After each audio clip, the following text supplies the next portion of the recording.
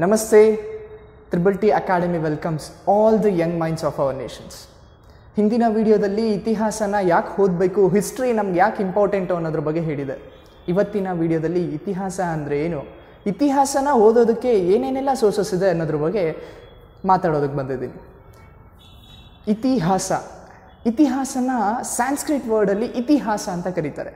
ಇತಿಹಾಸನ split ಮಾಡಿದ್ರೆ ಇತಿಹಾಸ which means it is so happened, ಅಂದರೆ ಇತಿಹಾಸ ನೈಜವಾಗಿ ನಡೆದಿದೆ ಅನ್ನೋದಕ್ಕೆ ಇತಿಹಾಸ ಅಂತ ಕರೀತಾರೆ.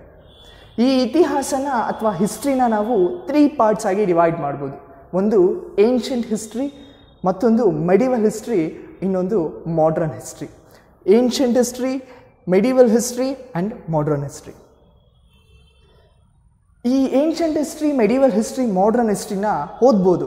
ಹೇಗೆ ಓದಬೇಕು, ಯಾವ ಮುಖಾಂತರ ನಾವು ಅದರಲ್ಲಿ ಏನೇನು ನಡೆದಿದೆ ಅಂತ ತಿಳ್ಕೊಬೋದು, ಏನು ಸೋರ್ಸಸ್ ಅನ್ನೋದ್ರ ಬಗ್ಗೆ ಎಲ್ಲರಿಗೂ ಇರ್ತಕ್ಕಂಥ ಬೇಸಿಕ್ ಗೊಂದಲಗಳು. ಏನೇನು ಸೋರ್ಸಸ್ ಅನ್ನೋದ್ರ ಬಗ್ಗೆ ಡಿಸ್ಕಷನ್ಸ್ ಮಾಡೋಣ. ಮೇಯ್ನ್ ಯಾವುದೇ ಒಂದು ಇತಿಹಾಸನ ಓದಬೇಕಂದ್ರೆ 2 ವಿಧಿಯಾದಂಥ ಸೋರ್ಸಸ್ ಇದೆ. One is literary sources and one is archaeological sources. What is literary sources, what is archaeological sources? Literary sources ಅಂದರೆ ಆಗಿನ ಕಾಲದಲ್ಲಿ ನಮ್ಮ ಪೂರ್ವಜಕರು ಅವರು ಹೇಗೆ ತಮ್ಮ ನಿಜ ಜೀವನವನ್ನು ನಡೆಸ್ಕೊಂಬರ್ತಿದ್ರು, ಅವ್ರ ಆಳ್ವಿಕೆ ಆಗಿರ್ಬೋದು, ಅವ್ರ ಅಡ್ಮಿನಿಸ್ಟ್ರೇಷನ್ಸ್ ಆಗಿರ್ಬೋದು, ಅಥವಾ ಇನ್ನೂ ಹಿಂದೆ ಹೋದರೆ ಅವರು ಹೇಗೆ ತಮ್ಮ ಡೈಲಿ ಲೈಫನ್ನು ಲೀಡ್ ಮಾಡ್ತಿದ್ರು ಅನ್ನೋದ್ರ ಬಗ್ಗೆ ಕಲ್ಲುಗಳ ಮೇಲೆ ಅಥವಾ ಬುಕ್ಕಲ್ಲಿ ತಾಳೆ ಗರಿಗಳ ಮೇಲೆ, ಕಾಪರ್ ಪ್ಲೇಟ್ಸ್ಗಳ ಮೇಲೆಲ್ಲ ಬರೆದಿಡ್ತಿದ್ರು. ಅದನ್ನೆಲ್ಲ ಸಂಗ್ರಹ ಮಾಡಿ ನಮಗೆ ಲಿಟ್ರರಿ ಸೋರ್ಸ್ ಅನ್ನೋದ್ರ ಮುಖಾಂತರ ಕೊಟ್ಟಿದ್ದಾರೆ. ವಾಟ್ ಈಸ್ ಆರ್ಕಿಯಾಲಜಿಕಲ್ ಸೋರ್ಸ್ ಅಂದರೆ ಕೆಲವರು ತಮ್ಮ ಆಡಳಿತವನ್ನು ಇಡೀ ಮುಂಬರುವ ಪೀಳಿಗೆಗೆಲ್ಲ ಗೊತ್ತಾಗಬೇಕು ಅನ್ನೋದಕ್ಕೋಸ್ಕರ ಶಿಲಾಸ್ಥಾಪನೆಗಳನ್ನು ಸ್ಥಾಪಿಸಿದ್ದಾರೆ. ಕೆಲವೊಂದು ಐರನ್ ಪಿಲ್ಲರ್ಗಳನ್ನ ಸ್ಥಾಪನೆ ಮಾಡಿದ್ದಾರೆ, ಕೆಲವೊಂದು ಗೋಡೆ ಮೇಲೆ ಕೆತ್ತನೆಗಳನ್ನ ಮಾಡಿದ್ದಾರೆ, ಬಂಡೆ ಕಲ್ಲುಗಳ ಮೇಲೂ ಸಹ ಕೆತ್ತನೆಗಳನ್ನು ಮಾಡಿದ್ದಾರೆ. ಅದ್ರ ಬಗ್ಗೆ ಇನ್ನೂ ಹಲವಾರು ಇನ್ಫಾರ್ಮೇಷನ್ಸ್ನ ಕೊಡೋದು ಆರ್ಕಿಯಾಲಜಿಕಲ್ ಸೋರ್ಸಸ್. ಲಿಟ್ರರಿ ಸೋರ್ಸಸ್ನ ಫರ್ದರ್ ಡಿವೈಡ್ ಮಾಡಿದ್ರೆ we have 3 types. That is indigenous literary sources, religious literary sources, secular literary sources and foreign literature. ಆರ್ಕಿಯಾಲಜಿಕಲ್ಸ್ನ ನಾವು ಫರ್ದರ್ ಡಿವೈಡ್ ಮಾಡಿದ್ರೆ we have land excavations, numismatic is nothing but a study of coin is called as numismatics. Monuments, inscriptions, study of inscription, it is also called as epigraphy.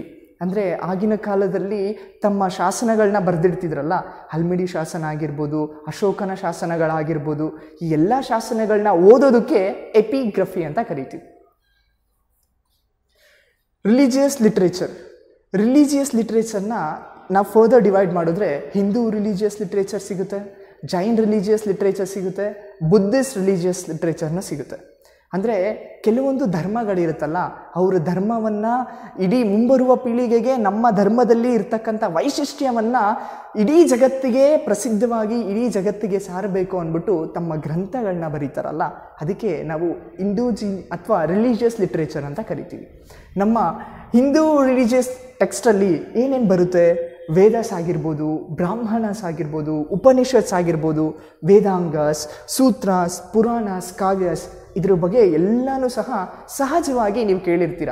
ವೇದಾಸು, ಬ್ರಾಹ್ಮಣಸು, ಪುರಾಣಸು, ಉಪನಿಷತ್ಸು, ಇದು ನಮ್ಮ ಹಿಂದೂ ರಿಲಿಜಿಯಸ್ನ ಇತಿಹಾಸವನ್ನು ತಿಳಿಸ್ಕೊಡುತ್ತೆ. Buddhist ರಿಲಿಜಿಯಸ್ಗೆ ಹೋದರೆ ವಿನಯ ಪೀಠಕ, ಸೂತ ಪೀಠಕ, ಅಭಿಧಮ ಪೀಠಕ, ದಿಗನ್ನಯಕ, ಜಾತಕ stories, ಕಥಾ ವಾಸ್ತು. So ಇದಿಷ್ಟೂ ಸಹ Buddhist ಅವರು ಹೇಗಿದ್ದರು, ಅವ್ರ ಹುಟ್ಟು ಏನು, ಅವ್ರಿಗೆ ಅಡಿಪಾಯ ಏನಾಗಿತ್ತು ಅನ್ನೋದ್ರ ಬಗ್ಗೆ ಈ ಬುದ್ಧಿಸ್ಟ್ ರಿಲಿಜಿಯಸ್ ಟೆಕ್ಸ್ಟು ತಿಳಿಸ್ಕೊಡುತ್ತೆ. ಹಾಗೆ ಜೈನಿಸು ಸಹ ತಿಳಿಸ್ಕೊಡುತ್ತೆ. ಆದರೆ ನಮಗೆ ಜೈನ ಧರ್ಮದಲ್ಲಿ ಅಷ್ಟಾಗಿ ಸೋರ್ಸಸ್ನ ಸಿಗೋದಿಲ್ಲ. ಯಾಕಂದರೆ ಡ್ಯೂ ಟು ಡಿಸೀಸಸ್ ಆಗಿರ್ಬೋದು, ಇನ್ವೇಷನ್ಸ್ ಆಗಿರ್ಬೋದು, ಎಷ್ಟೋ ಜನ ರಾಜರುಗಳು ದಂಗೆ ಇದ್ದು ವಾರ್ಗಳಾಗಿರ್ಬೋದು. ಸೊ ಇದೆಲ್ಲದ್ರ ಮೂಲಕ ನಾವು ಜೈನ ರಿಲಿಜಿಯಸ್ ಟೆಕ್ಸ್ಟ್ನ ಲಾಸ್ಟ್ ಮಾಡ್ಕೊಂಡಿದ್ದೀವಿ. ಅಂದರೆ ಅವರು ತೀರ್ಥಾಂಕರಗಳು ಏನೇನು ಬರೆದಿಟ್ಟಿರ್ತಾರಲ್ಲ, ಅದನ್ನು ಇಂಪಾರ್ಟೆಂಟ್ ಸೋರ್ಸಸ್ನ ನಾವು ಕಳ್ಕೊಂಡಿದ್ದೀವಿ. ಸೊ ಅದರಿಂದ ಜೈನ ಬಗ್ಗೆ ಅಷ್ಟಾಗಿ ಮಾಹಿತಿಗಳನ್ನ ಸಿಗಲ್ಲ. So next is secular literature and foreign literature. Secular literature ಅಂದರೆ ಏನು? ನಮ್ಮ epics, that is Ramayana, Mahabharata, and dramas, poetry. ನಾವು ಡ್ರಾಮಾ ಅಂದಿದ ತಕ್ಷಣ ನೆನಪು ಮಾಡ್ಕೊಳ್ಳೋದು ಕವಿರತ್ನ ಕಾಳಿದಾಸನ ನಾಟಕ. ಆಗಿನ ಕಾಲದಲ್ಲಿ ಹೇಗೆ ನಡೀತಿತ್ತು, ರಾಜರು ಹೇಗಿರ್ತಿತ್ತು, ಅವ್ರ ಆಡಳಿತಗಳನ್ನ ಹೇಗಿರ್ತಿತ್ತು, ಅದು ಮುಂದೆ ಬರ್ತಕ್ಕಂಥ ಎಲ್ಲ ಪ್ರಜೆಗಳಿಗೂ ಅಥವಾ ಎಲ್ಲ ಯುವ ಪೀಳಿಗೆಗಳಿಗೂ ಗೊತ್ತಾಗಬೇಕು ಅಂತ ತಾವು ತಮ್ಮ ನಾಟಕಗಳ ಮೂಲಕ, ತಮ್ಮ ಕಾವ್ಯಗಳ ಮೂಲಕ ಬರೆದು ಇಟ್ಟಿರ್ತಕ್ಕಂಥದ್ದು ಸೆಕ್ಯುಲರ್ ಲಿಟ್ರೇಚರ್ ಅಂತ ಕರಿಬೋದು. The greatest epics of Hindu religious is every one knows that Ramayana and Mahabharata. Next foreign literature. ಕೆಲವೊಂದು ಫಾರಿನ್ ಲಿಟ್ರೇಚರ್ ಅಂದರೆ ಯಾರು ಇತಿಹಾಸವನ್ನು ಓದಬೇಕು, ಇತಿಹಾಸವನ್ನು ಸಂಗ್ರಹಿಸಬೇಕು ಅನ್ನೋದಕ್ಕೋಸ್ಕರ ಬೇರೆ ದೇಶದಿಂದ ಬೇರೆ ಪ್ರಪಂಚದಲ್ಲಿರ್ತಕ್ಕಂಥ ಹಲವಾರು ಮೂಲೆಗೂ ಹೋಗಿ ಅಲ್ಲಿನ ಜನಜೀವನಗಳ ಬಗ್ಗೆ ಕುರಿತಂತೆ ಬರೀತಿದ್ರು. ಸೊ ಅದನ್ನು ನಾವು ಫಾರಿನ್ ಲಿಟ್ರೇಚರ್ ಅಂತ ಕರಿತೀವಿ. ಯಾರ್ಯಾರೆಲ್ಲ ಬಂದಿದ್ರು? Greco Roman writings, that is the main sources, and China's writing, Islamic writings. So ಭಾರತಕ್ಕೆ ಬಂದು ಭಾರತದಲ್ಲಿ ಕುರಿತಂತೆ, ಭಾರತದ ರಾಜ್ಯಗಳ ಕುರಿತಂತೆ, ಅವರ ಮನೆತನಗಳ ಬಗ್ಗೆ ಕುರಿತಂತೆ ತಮ್ಮ ಟೆಕ್ಸ್ಟ್ಗಳಲ್ಲಿ, ತಮ್ಮ ಗ್ರಂಥಗಳಲ್ಲಿ ಬರ್ಕೊಂಡು ಅದೇ ಇವಾಗ ನಮಗೆ ಫಾರಿನ್ ಸೋರ್ಸಸ್ ಆಗಿ ಸಿಕ್ಕಿರೋದು. ಸೊ ನಾವು ಏನೇನೆಲ್ಲ ಓದ್ತೀವಿ, ಮುಘಲ್ಸ್ ಆಗಿರ್ಬೋದು, ಡೆಲ್ಲಿ ಸಲ್ತನೇಟ್ ಆಗಿರ್ಬೋದು, ಸೊ ಇದಕ್ಕೆಲ್ಲ ಸೋರ್ಸಸ್ ಏನು ಅಂದರೆ ನಮಗೆ ಫಾರಿನ್ ಲಿಟ್ರರಿ ಸೋರ್ಸಸ್ಸೇ ಮೇಯ್ನ್ ಆಗಿ. So next is land excavation. ಆಗಲೇ ಹೇಳಿದಂತೆ ಈ ಲ್ಯಾಂಡ್ ಎಕ್ಸ್ಕವೇಷನ್ ನಮಗೆ ಆರ್ಕಿಯಾಲಜಿಕಲ್ ಸೈಟ್ ಕೆಳಗೆ ಬರುತ್ತೆ. ಸುಮಾರು ಸಹಸ್ರಾರು ವರ್ಷಗಳು, ಫಾರ್ ಎಕ್ಸಾಂಪಲ್ ನಾವು ತಗೊಂಡ್ರೆ ಹರಪ್ಪನ್ ಸಿವಿಲೈಸೇಷನ್ಸ್ನ 2500 ವರ್ಷಕ್ಕೂ ಹಿಂದೆ ನಮ್ಮ ಜನ ಇಂಡಸ್ ವ್ಯಾಲಿ ರಿವರ್ ಹತ್ರ ವಾಸ ಮಾಡ್ತಿದ್ರಂತೆ. ಸೊ ಅದ್ರ ಬಗ್ಗೆ ನಮಗೆ ಈಗಿರೋರಿಗೆ ಎಷ್ಟೊಂದು ಜನಕ್ಕೆ ಗೊತ್ತೇ ಇರೋದಿಲ್ಲ. ಯಾರ್ಯಾರನ್ನ ಹಿಸ್ಟ್ರಿ ಓದಲ್ವೋ ಖಂಡಿತವಾಗ್ಲೂ ಅವ್ರಿಗೊಂದು ನಮ್ಮ ಪೂರ್ವಜಕರು ಎಲ್ಲಿಂದ ಸ್ಟಾರ್ಟ್ ಆಯಿತು, ಸಿವಿಲೈಸೇಷನ್ಸ್ ಹೇಗೆ ಸ್ಟಾರ್ಟ್ ಆಯಿತು ಅನ್ನೋದ್ರ ಬಗ್ಗೆನೇ ಗೊತ್ತಿಲ್ದಂಗೆ ಆಗಿದೆ. ಸೊ ಇಂಡಸ್ ವ್ಯಾಲಿ ಸಿವಿಲೈಸೇಷನ್ಸ್ನ ಅಲ್ಲಿರ್ತಕ್ಕಂಥ ಜನರು ಹೇಗೆಲ್ಲ ತಮ್ಮ ದಿನಚರಿಯನ್ನು ನಡೆಸ್ತಿದ್ರು, ಅವ್ರು ಹೇಗೆಲ್ಲ ಉಡುಪುಗಳನ್ನ ಹಾಕೊತಿದ್ರು, ಯಾವ್ಯಾವ ಆಹಾರವನ್ನು ಬೆಳೀತಿದ್ರು, ಯಾವ್ಯಾವ ಆಹಾರವನ್ನು ಸೇವಿಸ್ತಿದ್ರು, ಜೊತೆಗೆ ಕಟ್ಟಡಗಳನ್ನ ಹೇಗೆಲ್ಲ ನಿರ್ಮಾಣ ಮಾಡ್ಕೊತಿದ್ರು ಅನ್ನೋದ್ರ ಬಗ್ಗೆ ತಿಳ್ಕೊಳ್ಳೋದೇ ಈ ಲ್ಯಾಂಡ್ ಎಕ್ಸ್ಕವೇಷನ್ಸಿಂದ. ಸೊ ಈ ಲ್ಯಾಂಡ್ ಎಕ್ಸ್ಕವೇಷನ್ಸ್ಗೆ ಕೆಲವೊಂದು ಮಾಹಿತಿಗಳನ್ನ ಕೊಟ್ಟಿದ್ದೀನಿ ನಿಮಗೆ. ತಕ್ಷಶಿಲಾ ಆಗಿರ್ಬೋದು, ಪಾಟಲಿಪುತ್ರ ಆಗಿರ್ಬೋದು, ರಾಜಗಿರಿ, ನಲಂದ, ಸಾಂಚಿ, ಸೊ ಸಾರನಾಥ್ ಟೆಂಪಲ್ಲು, ಇದೆಲ್ಲನೂ ಸಹ ನಮಗೆ ಲ್ಯಾಂಡ್ ಎಕ್ಸ್ಕವೇಷನ್ಸ್ ಆಗುತ್ತೆ. ನಮ್ಮ ಆರ್ಕಿಯಾಲಜಿಸ್ಟು ಅದ್ರ ಬಗ್ಗೆನೇ ಡೀಟೇಲ್ಡಾಗಿ ಸ್ಟಡಿ ಮಾಡಿ ಪರ್ಟಿಕ್ಯುಲರ್ ಪ್ಲೇಸಸ್ಗೆ ಹೋಗಿ ಅಲ್ಲಿ ಎಷ್ಟು ವರ್ಷಗಳ ಇತಿಹಾಸವನ್ನು ಹೊಂದಿರ್ಬೋದು ಅನ್ನೋದ್ರ ಬಗ್ಗೆನೂ ಸಹ ನಾವು ಈ ಲ್ಯಾಂಡ್ ಎಕ್ಸ್ಕವೇಷನ್ಸಿಂದ ತಿಳ್ಕೊಬೋದು. So next it inscriptions. ನಾನು ಆಗಲೇ ಹೇಳಿದೆ, ಏನು ಇನ್ಸ್ಕ್ರಿಪ್ಷನ್ಸ್ ಅಂದರೆ ಒಬ್ಬ ರಾಜ ತನ್ನ ಆಳ್ವಿಕೆಯಲ್ಲಿ ಅಡ್ಮಿನಿಸ್ಟ್ರೇಷನ್ಸ್ ಆಗಿರ್ಬೋದು, ಮಿಲಿಟ್ರಿ ಅಡ್ಮಿನಿಸ್ಟ್ರೇಷನ್ಸ್ ಆಗಿರ್ಬೋದು, ಎಕನಾಮಿಕ್ ಆಗಿರ್ಬೋದು, ರೆವೆನ್ಯೂ ಡೆವಲಪ್ಮೆಂಟ್ ಆಗಿರ್ಬೋದು, ಈ ಎಲ್ಲದರ ಕುರಿತಂತೆ ನಮ್ಮ ಶಾಸನವನ್ನು ಅಥವಾ ನಮ್ಮ ಆಳ್ವಿಕೆನೇ ಎಲ್ಲರಿಗೂ ಪ್ರಚಾರ ಆಗಬೇಕು ಅನ್ನೋದಕ್ಕೋಸ್ಕರ ತಮ್ಮ ಒಂದು ಬುಕ್ಕಲ್ಲಾಗಿರ್ಬೋದು ಅಥವಾ ತಾಳೆ ಗರಿಗಳ ಮೇಲಾಗಿರ್ಬೋದು, ಶಿಲಾ ಸ್ತಂಭಗಳ ಮೇಲಾಗಿರ್ಬೋದು ಅಥವಾ ಗೋಡೆಗಳ ಮೇಲಾಗಿರ್ಬೋದು, ಇದರಲ್ಲಿ ಕೆತ್ತನೆ ಮಾಡಿ ಇಡ್ತಿದ್ರಂತೆ. ಸೊ ಅದನ್ನೇ ನಾವು ಇನ್ಸ್ಕ್ರಿಪ್ಷನ್ಸ್ ಅಂತ ಕರಿಬೋದು. These are the few examples of inscriptions. ಇಲ್ಲಿ ನೋಡ್ಬೋದು ನೀವು iron pillar.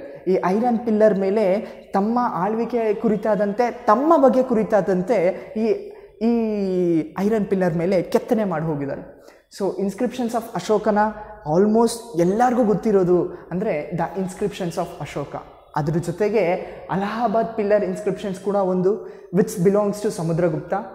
And Mehrauli inscriptions, this is Garuda pillar. So ಈ ಇನ್ಸ್ಕ್ರಿಪ್ಷನ್ಸ್ಗಳ ಮುಖಾಂತರ ನಾವು ರಾಜ ಮನೆತನಗಳ ಬಗ್ಗೆ ನಿಜವಾಗ್ಲೂ ಅವ್ರ ಆಳ್ವಿಕೆ ಹೆಂಗಿತ್ತು, ಅಡ್ಮಿನಿಸ್ಟ್ರೇಷನ್ಸ್ ಹೆಂಗಿತ್ತು ಅನ್ನೋದ್ರ ಬಗ್ಗೆ ಇನ್ಸ್ಕ್ರಿಪ್ಷನ್ಸ್ ಮುಖಾಂತರನೂ ತಿಳ್ಕೊಬೋದು, ಜೊತೆಗೆ ಲ್ಯಾಂಡ್ ಎಕ್ಸ್ಕವೇಷನ್ಸ್ ಮುಖಾಂತರನೂ ತಿಳ್ಕೊಬೋದು, ಜೊತೆಗೆ ಫಾರಿನ್ ಲಿಟ್ರರಿ ಸೋರ್ಸಸ್ಸಿಂದನೂ ನಾವು ತಿಳ್ಕೊಬೋದು. And next is monuments and numismatics. Monuments ಅಂತ ಅಂದಿದ ತಕ್ಷಣ ನಮ್ಮ ಕರ್ನಾಟಕದ ಜನಗೆ ನೆನಪಾಗೋದು ಬೇಲೂರು, ಹಳೆಬೀಡು, ಹಂಪಿ, ಹೊಯ್ಸಳೇಶ್ವರ ಟೆಂಪಲ್. ಸೊ ಇದು ಸಹ ನಮ್ಮ ಕರ್ನಾಟಕದಲ್ಲಿ ಅತ್ಯದ್ಭುತವಾದ ಒಂದು ಮಾನ್ಯುಮೆಂಟ್ ಅಂತಲೇ ಕರಿಬೋದು. ಇಲ್ಲಿ ನೋಡ್ತಿರ್ಬೋದು, ದಿಸ್ ಇಸ್ ಸಂಚಿ ಸ್ತೂಪ್. ಇದೂ ಸಹ ಮಾನ್ಯುಮೆಂಟ್ಸು. ಅಂದರೆ ಆಗಿನ ನಮ್ಮ ಕರ್ನಾಟಕಕ್ಕೆ ಬಂದರೆ ಹೊಯ್ಸಳೇಶ್ವರ ಟೆಂಪಲ್ ತೊಗೊಂಡ್ರೆ ಹೊಯ್ಸಳ ರಾಜಮನೆತನದಲ್ಲಿ ಹೇಗೆಲ್ಲ ಮಾಡ್ತಿದ್ರು, ಮತ್ತು ಅಲ್ಲಿರ್ತಕ್ಕಂಥ ಆರ್ಕಿಟೆಕ್ಚರ್ಸ್ ಬಗ್ಗೆನೂ ಸಹ ನಾವು ತಿಳ್ಕೊಬೋದಾಗಿತ್ತು. ಅದಕ್ಕೆ ಮಾನ್ಯುಮೆಂಟ್ಸ್ ಅಂತ ಕರೀತಾರೆ. Numismatics is nothing but a study of a coins is called as numismatic. ಈ ಕಾಲಘಟ್ಟ ಮುಂದುವರೆದಂತೆ ಒಬ್ಬೊಬ್ಬ ರಾಜನು ತನ್ನದೇ ಆದ ಶೈಲಿಯಲ್ಲಿ ತನ್ನದೇ ಆದ ವ್ಯವಹಾರಗಳನ್ನು ಮಾಡ್ತಿದ್ರು. ಮುಂಚೆ ಈ ಕಾಯಿನ್ಸ್ ಬರೋದಕ್ಕೂ ಮುಂಚೆ ನಮ್ಮೆಲ್ಲರಿಗೂ ಗೊತ್ತು ಬ್ಯಾರ್ಲೆ ಸಿಸ್ಟಮನ್ನು ನಾವು ಯೂಸ್ ಮಾಡ್ತಿದ್ವಿ. ಅಂದರೆ ನಮಗೇನು ಅಗತ್ಯ ವಸ್ತು ಬೇಕೋ ಒಂದು ವಸ್ತುನ ಕೊಟ್ಟು ನಮ್ಮ ಅಗತ್ಯ ವಸ್ತುವನ್ನ ಪಡ್ಕೊಳ್ಳೋದಕ್ಕೆ ಬ್ಯಾರ್ಲೆ ಸಿಸ್ಟಮ್ ಅಂತ ಕರೀತಾರೆ. ಯಾವಾಗ ಕಾಲಘಟ್ಟ ಕಾಲಚಕ್ರ ಹುರುಳದಂಗೆ ಈ ಕಾಯಿನ್ಸ್ ಅನ್ನೋದನ್ನು ಇಂಟ್ರೊಡ್ಯೂಸ್ ಮಾಡ್ತಾ ಬಂದರು. ಅದರಲ್ಲೂ ಸಹ ಕಾಯಿನ್ಸ್ ಬಂದ ಮೇಲೆ ವ್ಯವಹಾರ ಮಾಡೋದಕ್ಕೆ ಬಹಳ ಸುಲಭ ಆಗೋದಕ್ಕೋಸ್ಕರ ಈ ಕಾಯಿನ್ಸ್ನ ಇಂಟ್ರೊಡ್ಯೂಸ್ ಮಾಡ್ತಿದ್ರು.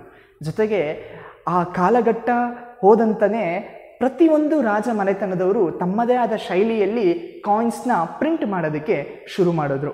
ಸೊ ಆ ಕಾಯಿನ್ಸ್ ಮೇಲೆ ತಮ್ಮ ರಾಜ ಮನೆತನದಕ್ಕೆ ಸಂಬಂಧಪಟ್ಟಂತೆ ಕೆಲವೊಂದು ಮುದ್ರೆಗಳನ್ನು ಸಹ ಹಾಕೋದಕ್ಕೆ ಪ್ರಯತ್ನ ಪಟ್ಟರು. ಇಲ್ಲಿ ನೋಡ್ತಿರ್ಬೋದು ನೀವು, this is all about the numismatics. So ಇವತ್ತಿನ ವಿಡಿಯೋದಲ್ಲಿ ನೀವು ಹಿಸ್ಟ್ರಿಗೆ ಏನೇನೆಲ್ಲ ಸೋರ್ಸಸ್ ಇದೆ, ಯಾವ ಸೋರ್ಸಸ್ ಮುಖಾಂತರ ನಾವು ಹಿಸ್ಟ್ರಿನ ಬಹಳ ಚೆನ್ನಾಗಿ ಓದ್ಕೊಬೋದು ಅನ್ನೋದ್ರ ಬಗ್ಗೆ ತಿಳ್ಕೊಂಡಿದ್ರಿ ಅಂತ ಅನಿಸುತ್ತೆ. ಸೊ ಹಿಸ್ಟ್ರಿ ಬಗ್ಗೆ ಮತ್ತಷ್ಟು ಅಪ್ಡೇಟ್ಗೋಸ್ಕರ ನಮ್ಮ ತ್ರಿಬಲ್-ಟಿ ಅಕಾಡೆಮಿ ಯೂಟ್ಯೂಬ್ ಚಾನಲ್ಗೆ ಸಬ್ಸ್ಕ್ರೈಬ್ ಆಗಿ, ಜೊತೆಗೆ ನ್ಯೂ ಅಪ್ಡೇಟ್ಗೋಸ್ಕರ ಪಕ್ಕದಲ್ಲಿ ಕಾಣಿಸ್ತಿರೋ ಬೆಲ್ ಐಕಾನ್ನ ಪ್ರೆಸ್ ಮಾಡೋದನ್ನು ಮರಿಬೇಡಿ. Thank you. Have a nice day.